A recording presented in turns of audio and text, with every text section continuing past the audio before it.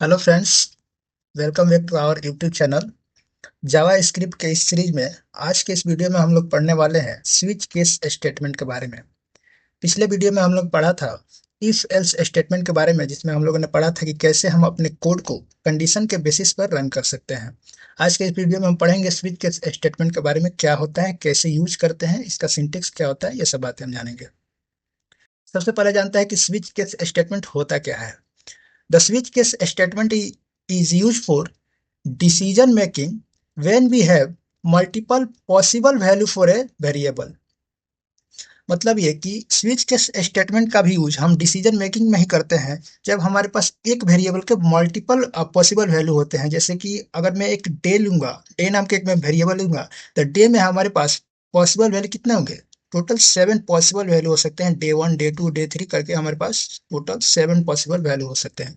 तो इस तरह के डिसीजन मेकिंग में हम स्विच केस स्टेटमेंट का यूज करते हैं। इसको हम इफ एल्स से भी कर सकते हैं, लेकिन ये क्या होगा कि काफी लेंदी और कॉम्प्लेक्स कोड बन जाएगा। अब हम देखते हैं इसका सिंटेक्स कैसा होता है।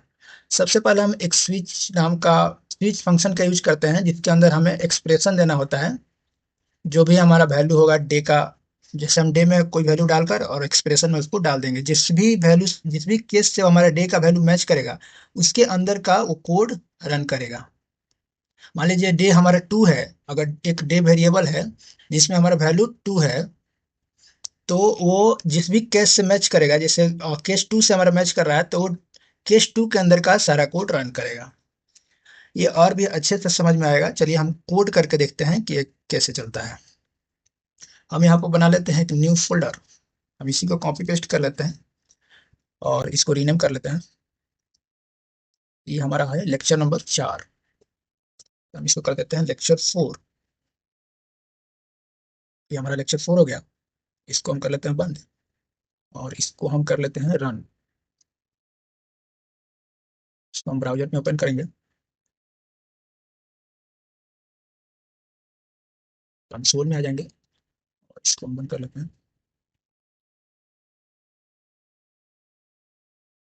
स्क्रिप्ट का हम सारा कोड, ये पिछला कोड है, इसको मैं हटा देता हूँ। आज नहीं कोड लिखने वाला है। हम ये वाला एग्जाम्पल कर रहे हैं। यहाँ पर जो हमारा एग्जाम्पल दिया हुआ है, जिसमें हम डे डे एक वेरिएबल लिए हैं जिसके अंदर हमारा 1 से 7 तक वैल्यू हो सकती है, और वो जिस डे केस से मैच करेगा, जैसे मान लीजिए ये डे 3 है अभी, तो ये केस 3 से मैच करेगा तो वो प्रिंट कर देगा वेडनेसडे। उसी तरह अगर हम यहाँ का वैल्यू बदल कर 4 कर दें तो वो प्रिंट करेगा हमारा थर्सडे। तो डे 7 तक हमारा कोई भी वैल्यू अगर मैच करता है तो उस जिस केस से मैच करेगा उसके अंदर का कोड हमारा रन होगा। अगर हमारा कोई ऐसा वैल्यू आ जाता है जो इस किसी भी केस से मैच नहीं करता है, तो वो हमारा डिफॉल्ट में चला जाएगा, और डिफॉल्ट में हमने जो भी मैसेज दिया होगा वो हमारा प्रिंट हो जाएगा। जैसे कि हम इफ एल्स में देख रहे थे कि अगर किसी भी कंडीशन से हमारा इफ वाला कंडीशन मैच नहीं कर रहा था, तो लास्ट में हमारा एल्स में जो भी हमारा कोड लिखा होता है वो रन कर जाता है बिना किसी कंडीशन के। अगर कोई कंडीशन मैच नहीं कर रहा है तब। उसी तरह केस स्विच केस में अगर कोई भी केस मैच नहीं कर रहा है, इसमें से कोई भी केस मैच नहीं कर रहा है, तो हमारा डिफॉल्ट का कोड रन करेगा। चलिए इसको रन करके देखते हैं। यहाँ पर मैं बना लेता हूँ एक वेरिएबल लेट डे, और मैं यहाँ कोई भी वैल्यू ले लेता हूँ। 5 मैंने ले लिया। फिर हम स्विच लगाएंगे, स्विच फंक्शन का यूज करेंगे और यहाँ मैं डे लिख दूंगा। उसके बाद से हम केस लिखेंगे, केस 1 कॉलम लगेगा। केस 1 में हम क्या प्रिंट करेंगे? केस 1 में हम मंडे की प्रिंट करते हैं, कंसोल डॉट लॉग मंडे।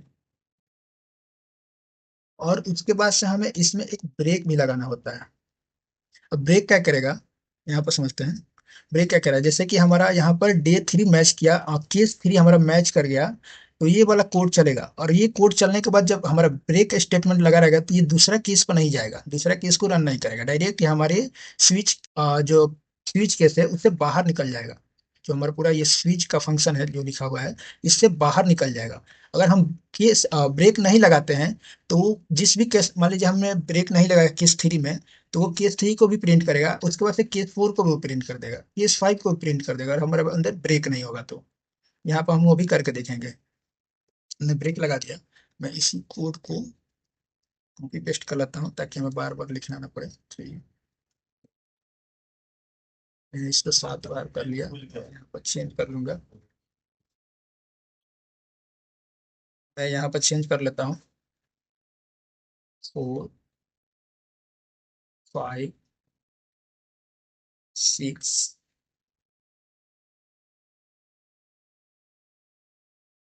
7। और मैं प्रिंट करने को भी चेंज कर लेता हूँ, डे का नाम भी चेंज कर लेता हूँ। मंडे, ट्यूसडे, वेडनेसडे,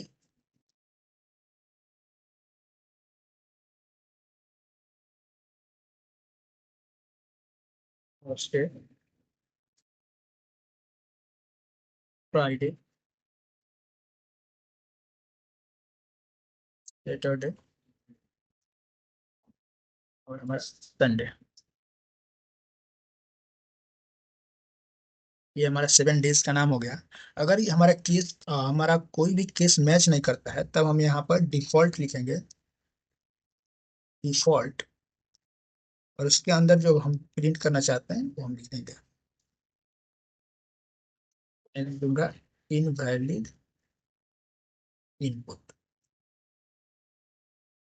क्योंकि हमारा डे 7 होता है, तो हमारा 7 के बीच ही कोई केस मैच करना चाहिए। अगर 7 के बाहर कोई वैल्यू आता है तो वो हमारा डिफॉल्ट में आ जाएगा।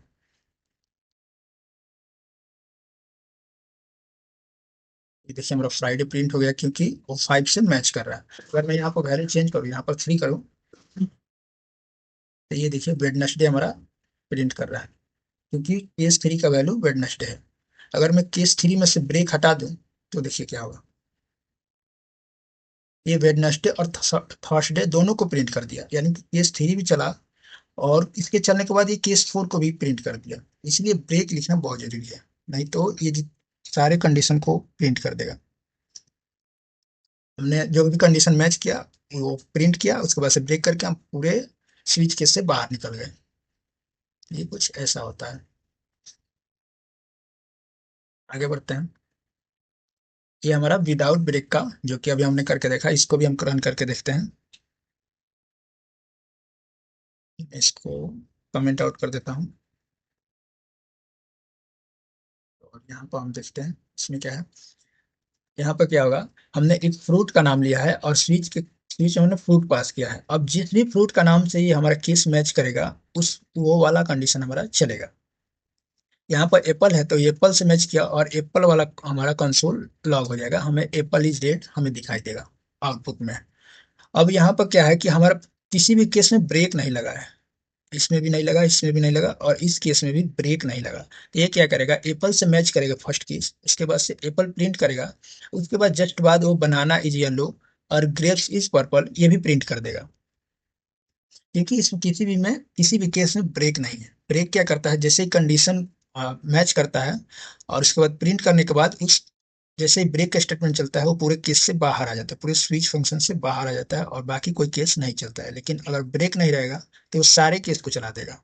हम यहाँ पर करके देखते हैं। यहाँ लेते हैं लेट पुट पर,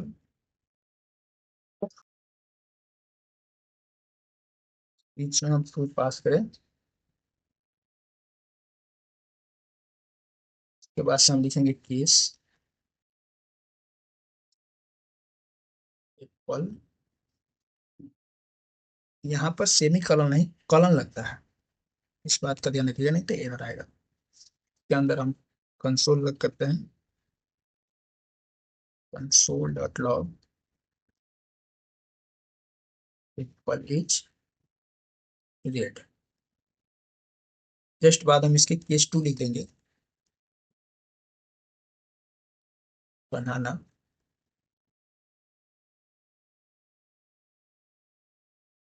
console log banana is yellow.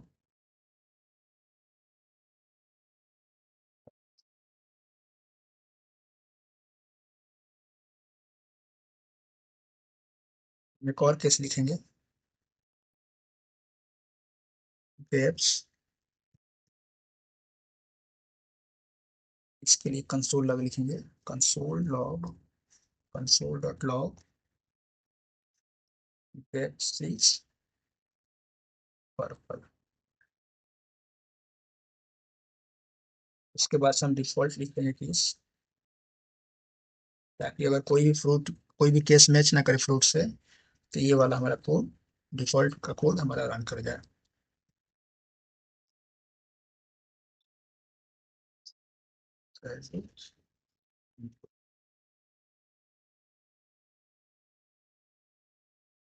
ये हमारा हो गया।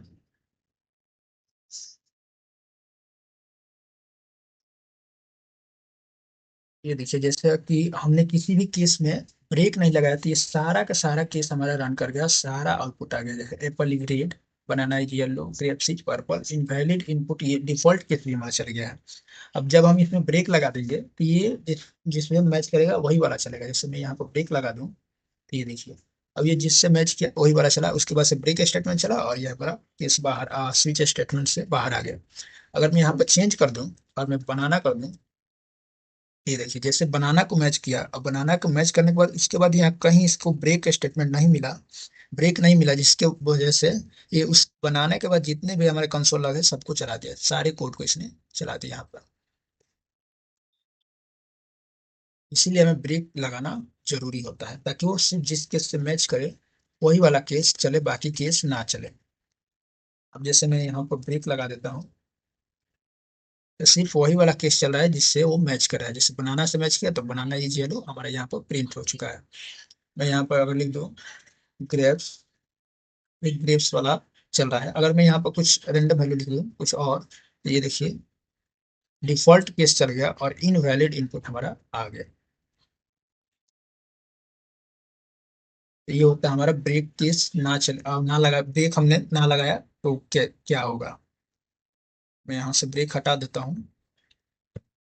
अब देखिए सारे केस को रन कर रहा है। आगे हम देखते हैं using expression in switch case. Switch case में हम एक्सप्रेशन भी यूज कर सकते हैं, लेकिन एक हम ऐसा यूज करते नहीं है, बट कर सकते हैं, क्योंकि ये काफी कॉम्प्लेक्स हो जाएगा अगर स्विच केस में हम एक्सप्रेशन यूज करें तो।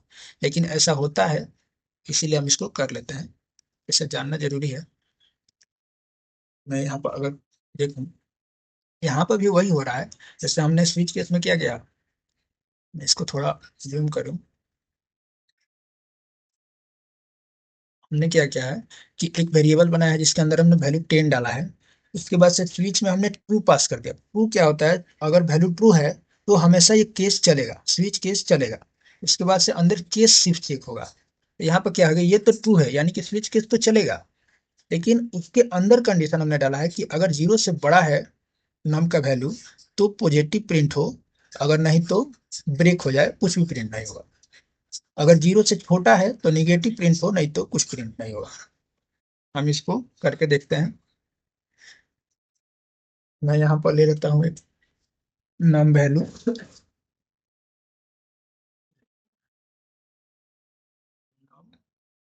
10, ईच लगाते हैं नम।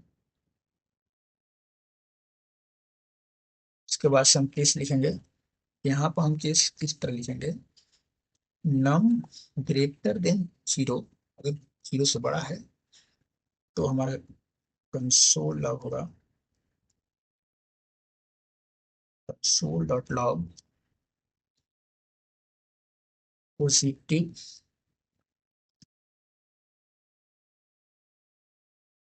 और यहाँ पर हम लगाएंगे ब्रेक,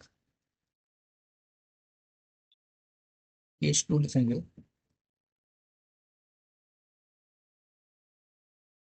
नम लेस देन जीरो। सॉरी यहाँ पर इस तरह नहीं लिखा जाएगा, यहाँ पर कॉलन लगेगा, ब्रैकेट नहीं लगेगा यहाँ पर। कंसोल डॉट लॉग और यहाँ पर लिखेंगे हम नेगेटिव। फिर से यहाँ पर हम ब्रेक लगाएंगे ताकि सिर्फ यही वाला केस चले। डिफॉल्ट।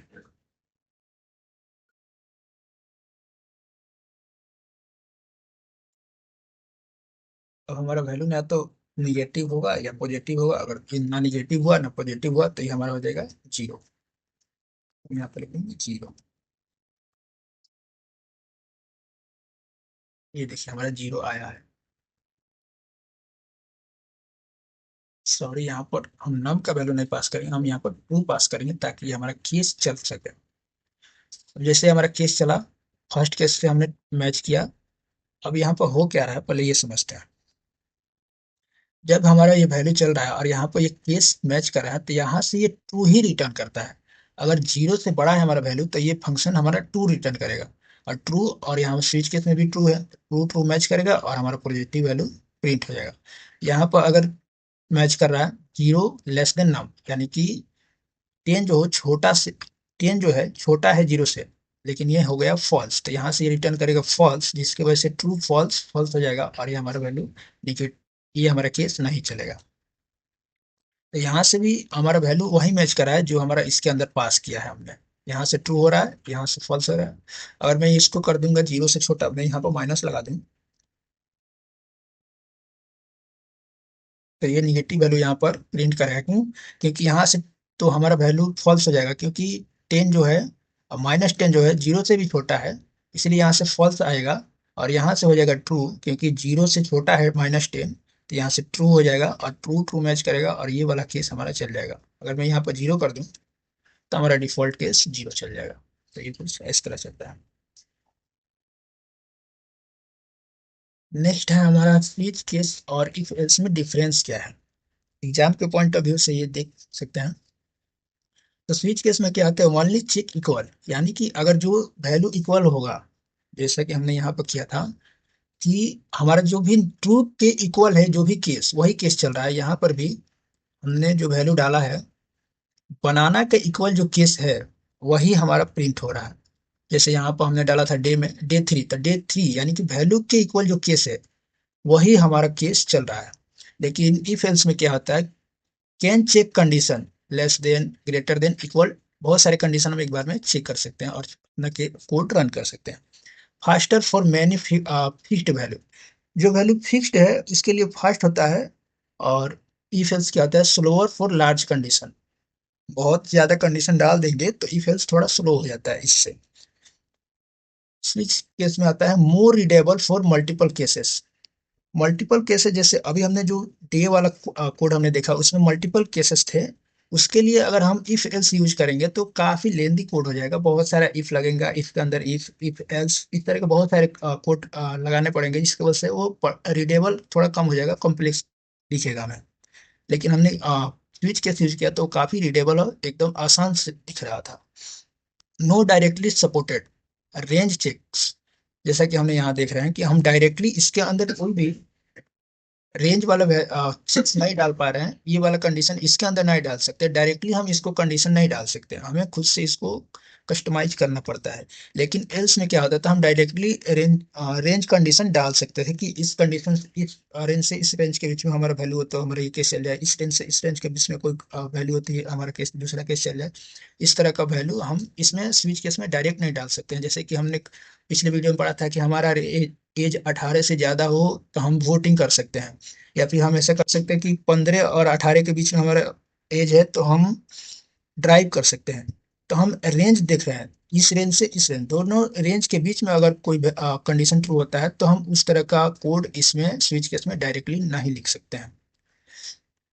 हमें स्विच केस का यूज कब करना चाहिए हैं, you have fixed value to compare, हमारे पास अगर कोई फिक्स्ड वैल्यू है तब हमें स्विच केस का यूज करना है। हमें फ्लेक्सिबल वैल्यू होगा तो हम स्विच केस का यूज नहीं कर पाएंगे, क्योंकि उसमें डिफॉल्ट है, हम केस खुद से लिख रहे हैं, वो कोई एक्सपेंडेबल नहीं है ऑटोमेटिकली। लेकिन जैसे कि हमारे पास डे हो गया, ग्रेड्स हो गए और कलर्स हो गए, ये हमारे पास फिक्स होते हैं कि इतना ही है। You want better performance then multiple if else, हमें मल्टीपल, अब डे वाले में हमें मल्टीपल इफ एल्स लिखने पड़ते हैं। इससे अच्छा है कि हम स्विच लगा लिए, जिससे हमारा परफॉर्मेंस भी इनहेंस हो गया और कोड भी रीडेबल हो गया। यू नीड क्लियर कोड, हमें साफ सुथरा अच्छा कोड लिखने के लिए हम स्विच केस का यूज कर सकते हैं। कहाँ पर हमें स्विच केस को अवॉइड करना चाहिए, you need range based condition, जैसे हमें अभी बताया मैंने कि रेंज वाले जो कंडीशन होते हैं उसको स्विच केस में लिखना थोड़ा मुश्किल होता है, हमें खुद से कस्टमाइज करना पड़ता है जो कि काफी लेंदी हो जाता है। इससे अच्छा हम इफ एल्स का ही यूज कर लें। You are checking complex condition, हमें बहुत सारे कॉम्प्लेक्स कंडीशन अगर चेक करने हैं तो हम स्विच केस का यूज नहीं करेंगे, क्योंकि उसमें लिखना काफी मुश्किल हो जाएगा। अगर हम इफ एल्स में लिखते हैं तो इससे आसानी से उसमें लिख सकते हैं। तो आज की वीडियो में बस इतना ही। वीडियो कैसा लगा कमेंट करके बताइएगा, अच्छा लगा हो तो लाइक शेयर और सब्सक्राइब तो जरूर कर ही लीजिएगा। Thank you.